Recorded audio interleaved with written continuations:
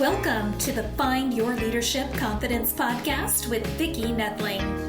You are about to discover impactful lessons that help you grow as an individual, grow your confidence, and find the positive and good within you, so you powerfully and authentically become the best version of yourself. Be sure you visit our website at www.findyourleadershipconfidence.com. While you're there, subscribe to us via your favorite network. Now tune in, get ready, and enjoy the journey of emerging as a leader of exception in the 21st century. Welcome, everyone, to the Find Your Leadership Confidence podcast. I'm your host, Vicki Noethling, coming to you from Roswell, Georgia. The goal of this podcast is to bring topics and guests that will empower you to become that confident leader and take your business and your life to the next level. Today, I'm really excited to have as a guest Ukeme Awakessien Jeter, and let me tell you about this fabulous woman. She's a trailblazing executive and thought leader who has made significant contributions to the fields of immigration and business leadership. With over 2 decades of experience within Fortune 500 companies, national law firms, universities, local governments, and specialized agencies of the United Nations, Ukeme is an accomplished leadership development consultant. With a mission to help organizations harness the untapped potential of global talent, she uses her deep understanding of diverse cultures gained from living and working in 8 cities across 4 countries. She gets around to provide invaluable insights and strategies that help companies cultivate diverse leadership teams. She made history by becoming the first person of color elected to the Upper Arlington City Council in its 103-year history. And in January of 2024, she proudly became the first person of color to be selected by her peers on the council to serve as council president and mayor of the city for a 2-year term. So please join me in welcoming Ukeme as we talk about the $8 trillion opportunity, harnessing the untapped power of immigrant leaderships. Welcome, Ukeme. Vicki, thank you so much for having me. That is quite the intro. I'm always a little bit surprised. I was like, "Oh, that's me." That's you. Yes, and there's more. There's always more. The reason I chose this title is, as we talked earlier before we started, I'm in my mid-60s now, and I remember stories of my grandparents and great-grandparents talking about coming over to the U.S. and the opportunities that they sought and the hard workers that they were to build our country.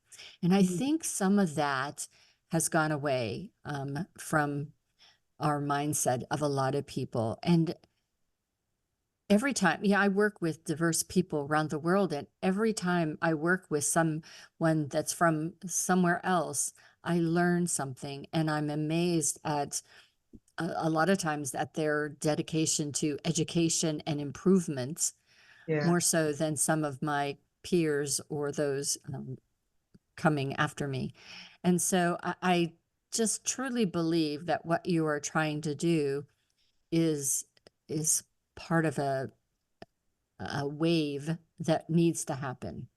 So thank you for doing that. But before you get into all of what you do, I have 2 simple early questions for you. And the first is, just tell everybody, where do you live? Where do you call home right now?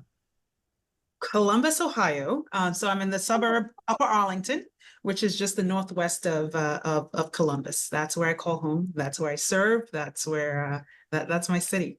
I love it. That's where I'm raising my 2 children and a dog. Well, I'm born in Pittsburgh, although I've lived in Georgia longer than I lived in Pittsburgh. I moved here when I got married, so shortly after I got married. So still Pittsburgh is home. And I lived through the revitalization, the renaissance of Pittsburgh. So when I started, when I was in Pittsburgh, it wasn't such a great place to live, air quality wise or other. But now it's really a great place. And Oh, it's Ohio booming. as well. It's Cleveland and Columbus, all those cities that we used to make jokes about, not anymore. Not Not anymore. anymore. Add Detroit's to Mm-mm. that list too. So it's like that whole Mhm. revamped Renaissance Midwest. Absolutely. Yeah, Yeah. absolutely. So we gave a lot of what your journey was like, but there are things that I left out. And there has to be something that was that catalyst for you that you said, nope, I have to change. Things have Yeah. to get different, and I know that I have to take action. So talk to us about that journey that led you to where you are today. Absolutely. Well, I immigrated here for college. My reason for coming to the United States is the number two reason most immigrants come to the United States, and that's for further education, right? Their higher education. So my undergrad, I went to the University of Maine. I was in the Northeast. People always say, Whoa. and I immigrated here from Nigeria. So people always like, how do you come from Yeah, like snow? about No. the equator to snow? Right, right. Well, just that, I'd never seen snow a day in my life up until that point. I was 18 years old. Yeah, I know the So stories. Yes. that was intriguing. I had seen Love Story, the movie, and they were rolling around in the snow. And I thought, why not? I'd never seen snow. But anyway, so I immigrated here. My undergrad was mechanical engineering. Well, So I came to further my education in. And, I had no idea at that point what my journey would be, whether I would stay in the United States to work or whether I would return to Nigeria to work. For context, my dad did the same thing. He immigrated here for college, but he went back. He went back to Nigeria. So I could have followed his path, but as I was graduating from engineering school, I had a job. And so I stayed. And that's kind of how my immigrant journey starts. Because I feel like when you're an international student, it feels like being part of the UN, in your campus. You're not fully an immigrant yet, right? You're insular into this academic environment till you get out and start working and start contributing to the country. And so I started as a mechanical engineer. I worked for Georgia Pacific, which you being in Georgia, you'll know because they're headquartered in Atlanta. yeah. And I was what I tell my kids in simple terms. I was a project engineer, but specifically a toilet paper manufacturing engineer. So I worked within manufacturing. All right. And I did that for almost 7 years. And immigration, again, people don't understand the immigration process, but there's so many like different visas. Long. Yes. Yeah, long wait processes on different classes of visas. I was on a H-1B visa, which is a high skilled immigrant visa, which is sponsored by your employer. And I was tapped out in that career. I wanted to do other things. I wanted to go into strategy, but most of my leaders are like, but you're such a great engineer. We want you to stay an engineer. And I was like, I enjoy engineering. I just don't want to do it for 40 years. And so they just kept building my team of engineers. So I was an engineering manager with more engineers. Like, but I want to run business. I want to have a P&L. I want to do strategy. And so I was kind of like getting very specialized in a career that I didn't see myself doing for 4 years, but I was also restricted by my visa. And so I had to go back on a student visa, which caused me to go to law school, to change careers altogether, to kind of break out of that mold. Yeah. So that was my journey and people's like, well, why law? When I was working as an engineer, I already got my MBA, which is why I thought I would use that skill. But I'd already gotten my MBA, so I had to pick something else. Oh dear. And law was it. So I picked law as a way to kind of broaden out that scope of work, and that worked. So I became what's called an intellectual property attorney. Again, Oh, know that one well too. you can get to help my children understand what it is. I say that I'm an innovation engineer, so I help protect new products and services, both with patents or trademarks or copyrights. And that's what I do now. And 4 years ago, I had moved to a new city, this new city of Upper Arlington. And my children, my daughter had started kindergarten in this community. And there were some things that she was experiencing in the community that caused me to say, I need to be in a seat that governs the outcomes of how Mhm. our community members feel while they live here. And that's what caused me to run for Wow. office. Wow. So I wear this dual hat where I'm a practicing attorney and mayor of my city now. That's awesome. Now, And to the go back fact to your that, original question yeah. on what caused me to write the book, I wanted to give Mhm. that context because it never came to me. I've always found that my voice is stronger when I advocate for others. I'm able to do that better than to advocate for myself. So when I initially had the historic win in 2021 as the first person of color elected to city council, my alma mater, so talk about coming full circle, University of Maine, invited me to give the commencement speech. Oh, no. Mhm. Yeah, so I returned to campus 2 decades later to give the commencement speech. And I was thinking about myself in that seat when I Yeah. graduated. I was an international student. I was entering the world. My world was unknown. I the rhetoric around immigrants has always kind of been the same since the beginning of time, right? Yeah. Put your head down and work. It's a story of struggle, not one of striving. No one really recognizes how the amount of adaptability, resilience, Yeah. resourcefulness that it takes, and how those things are leadership qualities, Absolutely are. right? So I'm giving this speech and kind of telling my immigrant story and how I got to where I am today. And I get off the commencement stage, and a slew of international students come up. Obviously, they tell me how the speech resonated with your stories. But there was one particular student that said, till your speech, I had never considered my immigrant experience as leadership competencies. I've Mhm. always thought about it as kind of like this struggle that I had to overcome or hide Mhm. so I wouldn't be seen as, Yeah. struggling. Right. And I thought, my gosh, that is sad. And what can we do about that? Because I also remember early in my career till I gained more confidence that I was trying to assimilate and trying to blend in and trying to discard all my Mhm. immigrant competencies, which is just a sad loss. And so as I thought about how to impact that problem, writing a book came to me. And Yeah. so that's what led to this work and the book and continuing down this path.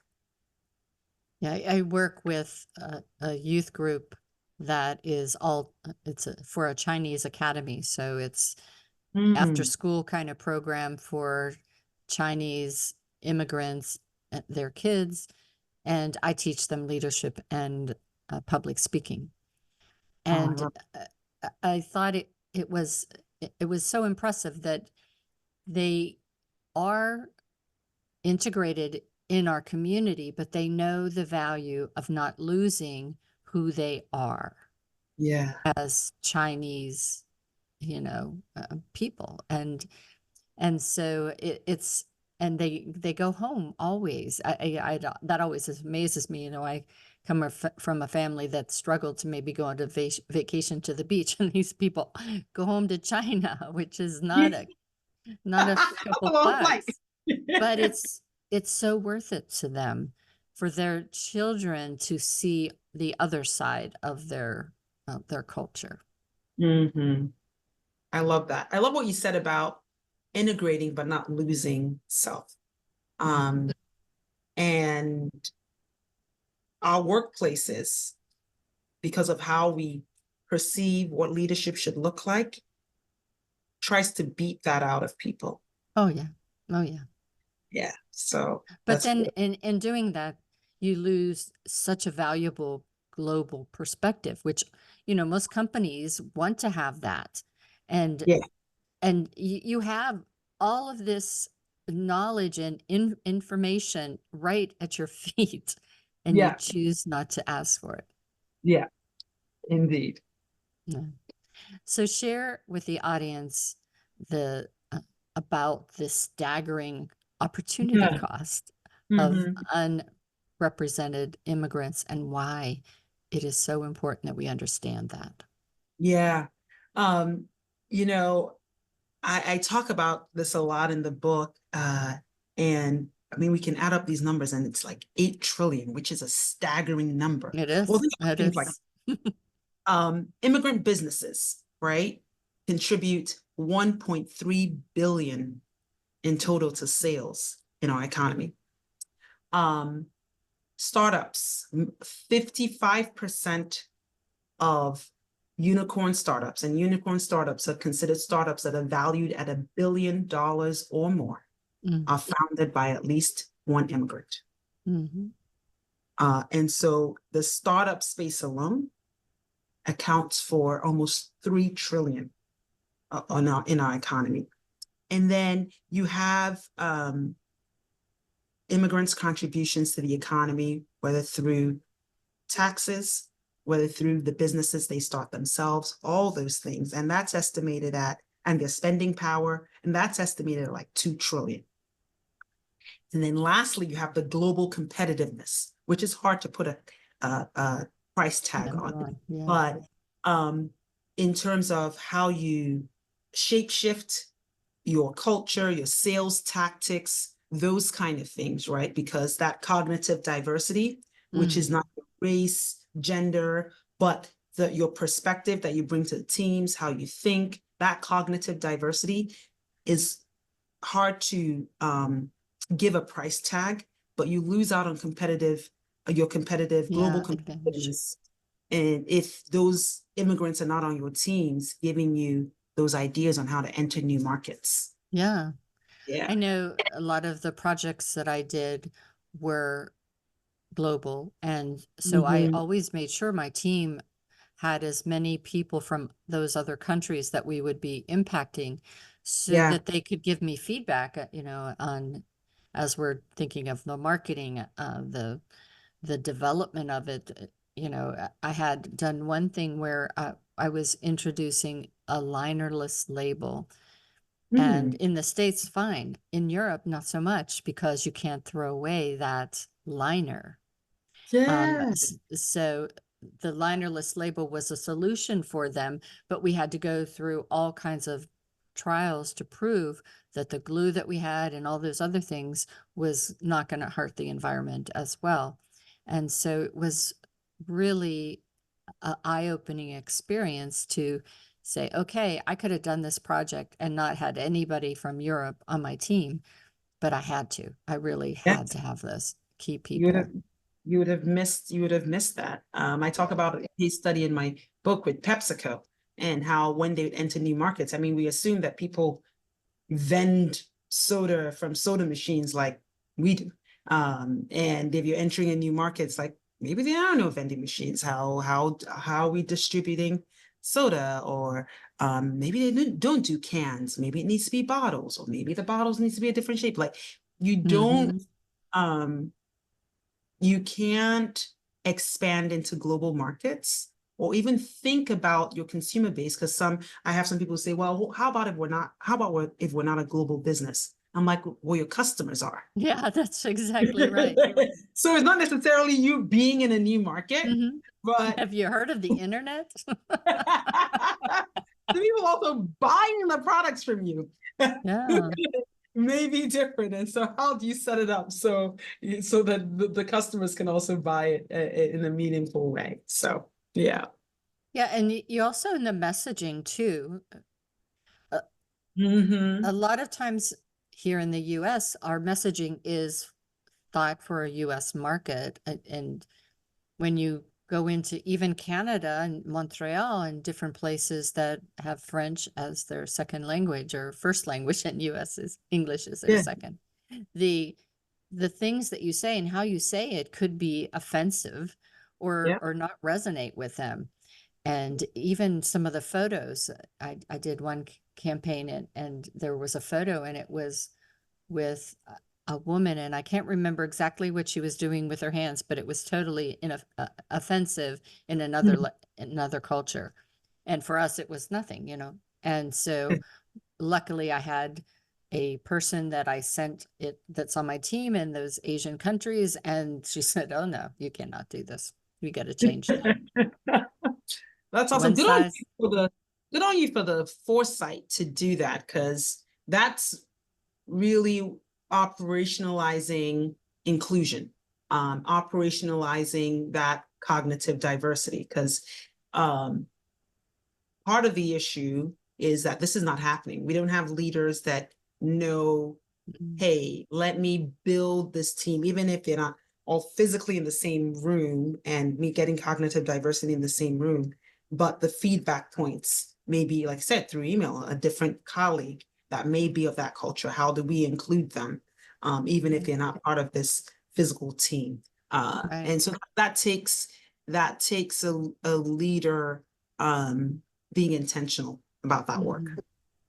So you kind of just touched on that not everybody does it, but what are some businesses that are acting as pioneers to add immigrants to their leadership pool? Not just to, oh, I've got people, but are you promoting them?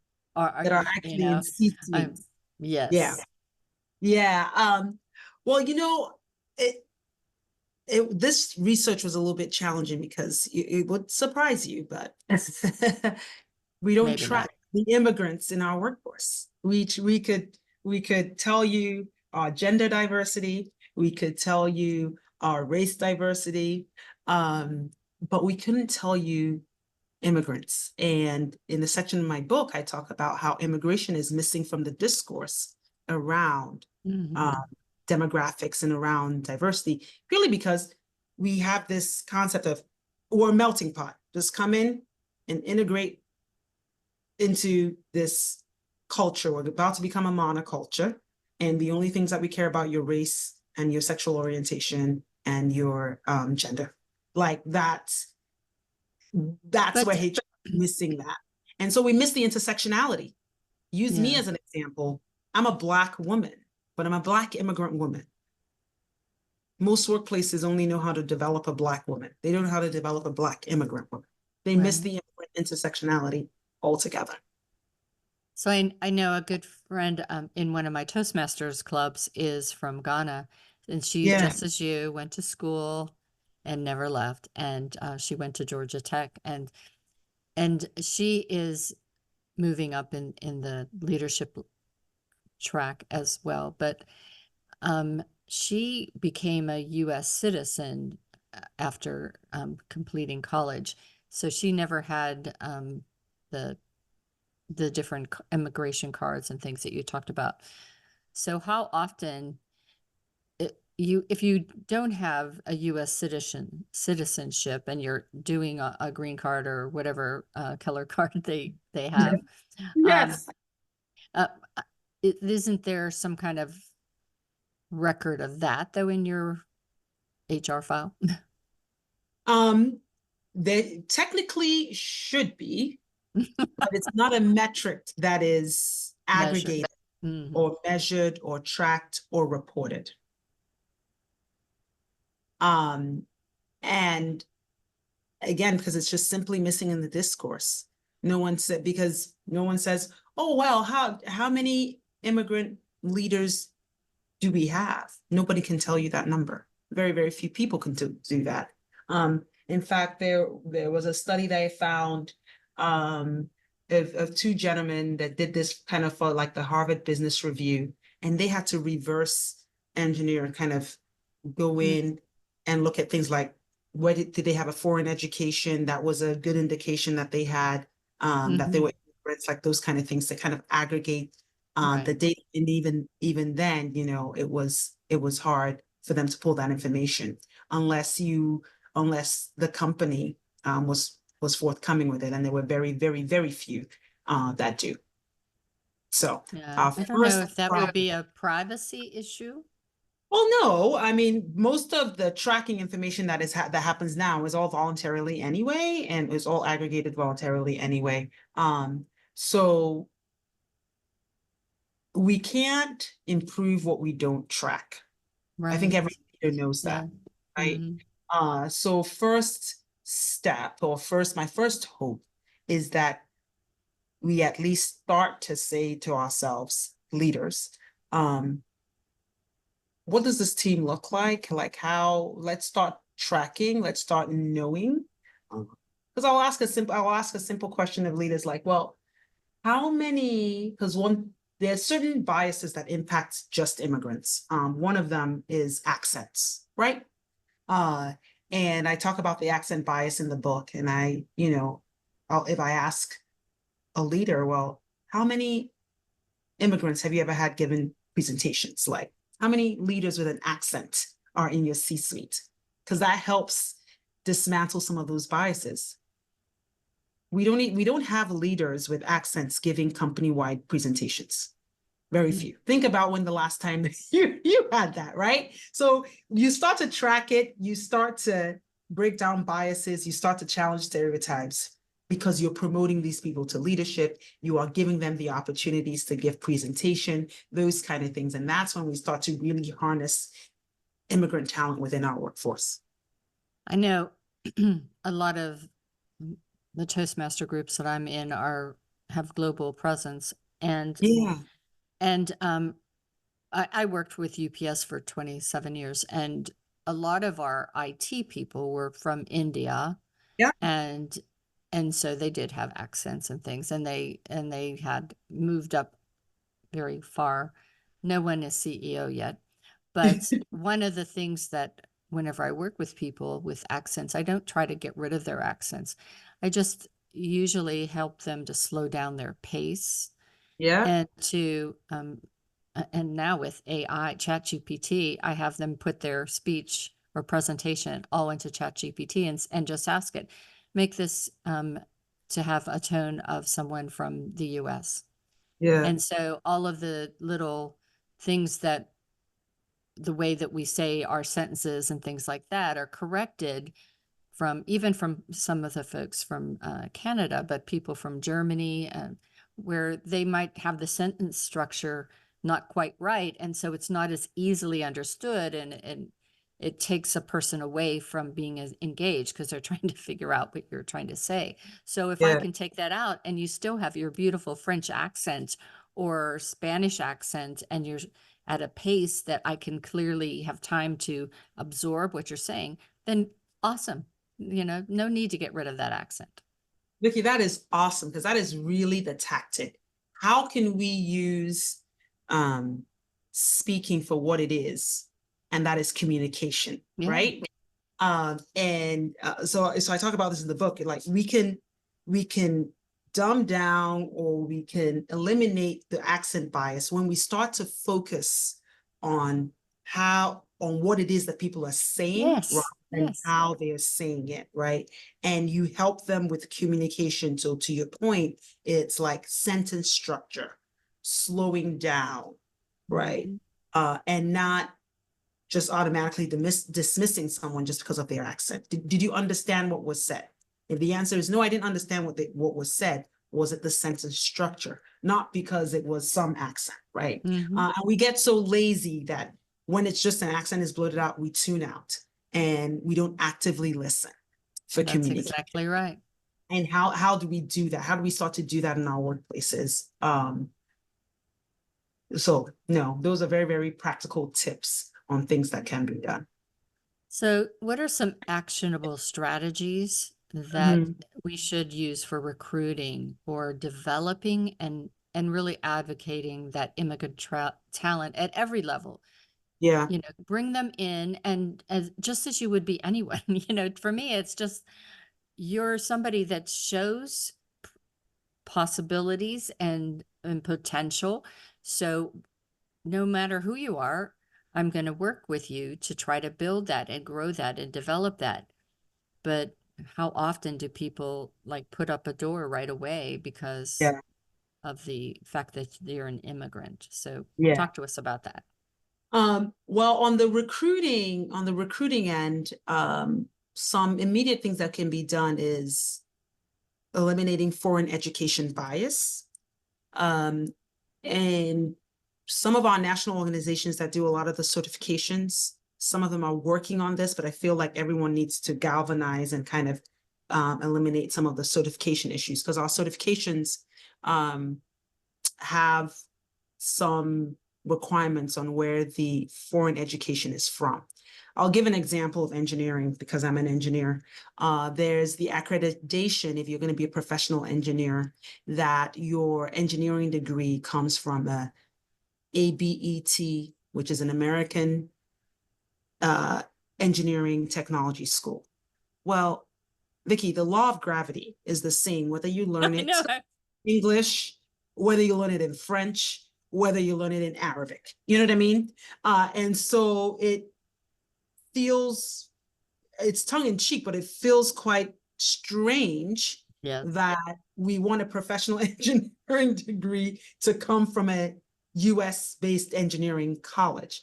What you really want to test is, does this person understand the law of gravity? Exactly.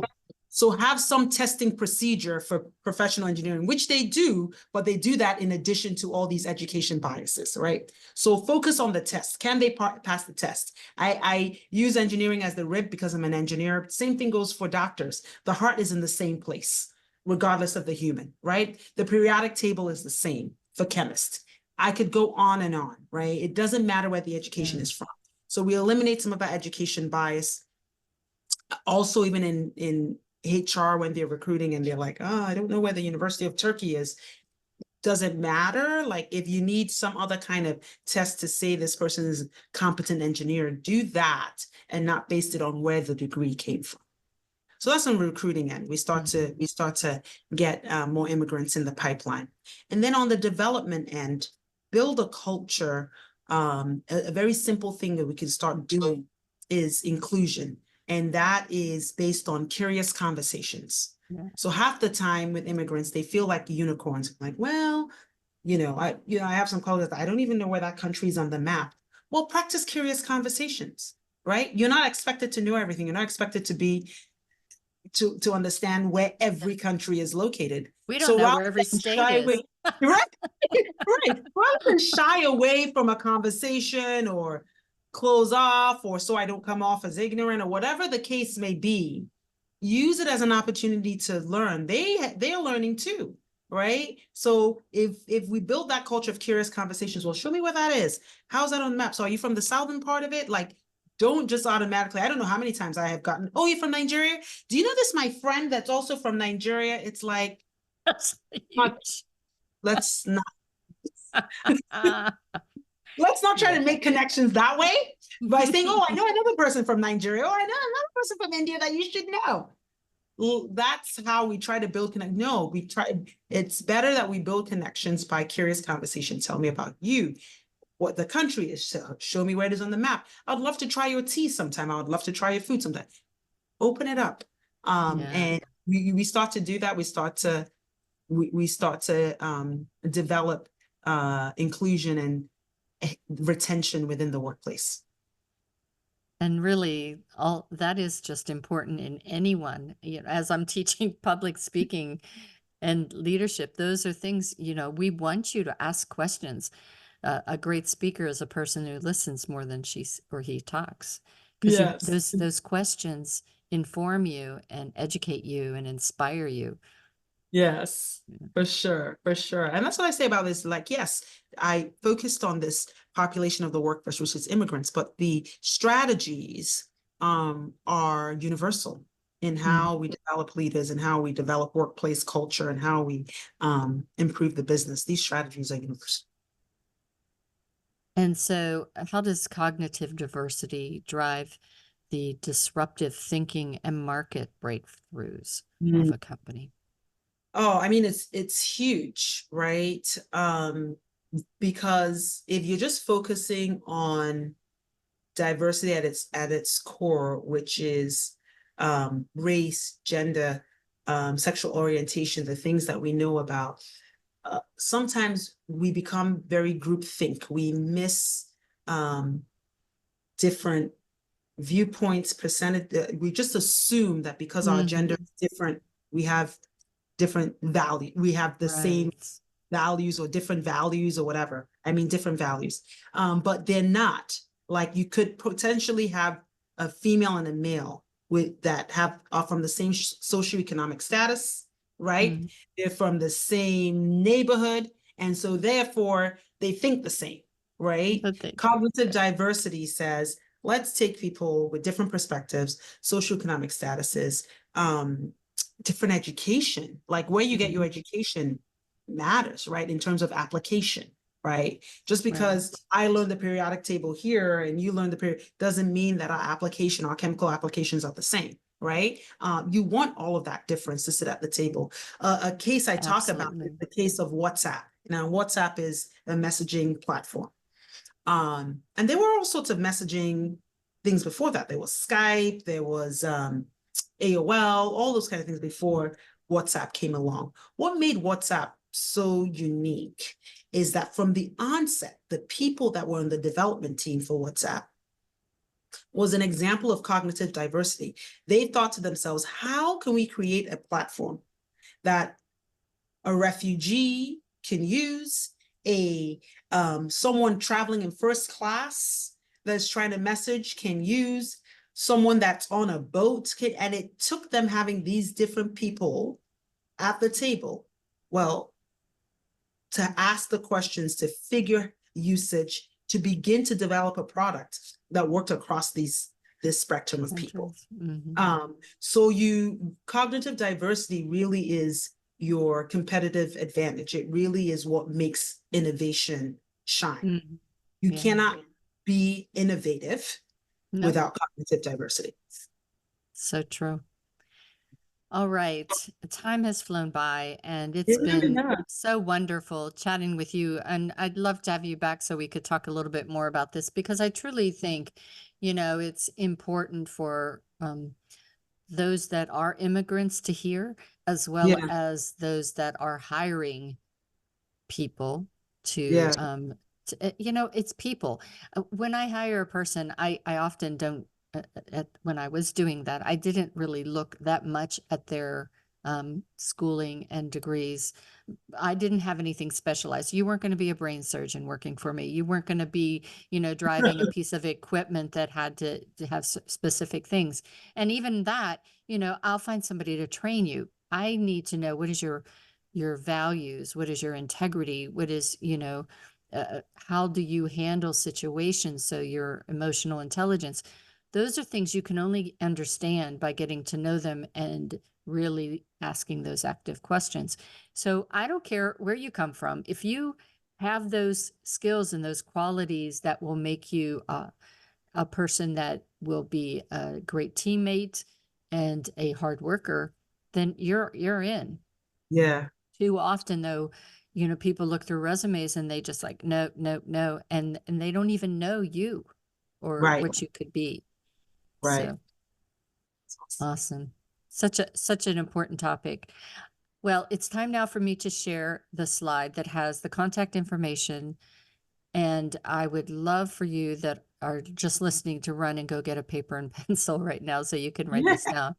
But if you don't, you aren't able to, you can find it on my YouTube channel, Vicki Noethling. So please subscribe, as well as my findyourleadershipconfidence.com. So the website information is UKSTOPIA. So UKSTOPIA. And I'm going to have Ukeme tell you why it's that, because it's a great story. It's a great story. It's utopia. And, we always think about utopia and it's like, our utopic world. Well, my nickname is Ukes. And so utopia is, the world that I want everyone to live in. It's my utopic world, utopia. But the world that we're all creating together. I love serving people. And so it's how do we make that a better world? Yeah. So both her one website, her LinkedIn, and her Instagram all do that. Utopia. Oh, utopia. Yeah. Utopia. And the website where her book, and we'll have her talk a little bit about her book in a minute, is immigrantbook.com. So I'm going to let Ukeme talk to you about things that are on her website, about her book, and also the social media that she spends the most time in. It's all Oh, yours. absolutely. Thank you. So for those that want a kind of a glimpse of the book, you can go to immigrantbook.com there. If you provide your email, you get a free guide on building effective leadership pipelines. It is just a 4-step things that you can do right away to start building your leadership pipeline. And so that's on immigrantbook.com. I tend to play a lot on LinkedIn. That's where I leave my thought leadership around immigrant leadership, around just leadership tips in general. And then if you want to see pictures of my dog or or my travels sometimes, or just fun stuff, then on Instagram, that's kind of like your mindless scrolling, and Utopia is there. I'm also a speaker, so I speak at different events, and generally you'll see where I'm speaking at or traveling to speak on Instagram. Fantastic. Well, Ukeme, it's just been such a wonderful time chatting with you. As I mentioned, we'll have to do this again because there's so much more that we can talk about, and just really delve into a little deeper in terms of how we can start to get this untapped power of immigrant leadership going. Indeed. Thanks so much for having me, and thanks for having the conversation. Awesome. Sometimes always stuff there. As always, I remind everyone that life is a journey, and it's up to you to enjoy the ride. This is Vicki Noethling signing off. Thank you for tuning into the Find Your Leadership Competence podcast with Vicki Noethling, where we share impactful lessons that help you grow as an individual, grow your confidence, and find the positive and good within you so you powerfully and authentically become the best version of yourself. Remember to visit our website at www.findyourleadershipcompetence.com and enjoy even more great episodes like this one. Again, while you're here, subscribe to us via your favorite network. We look forward to seeing you next time on the Find Your Leadership Competence podcast.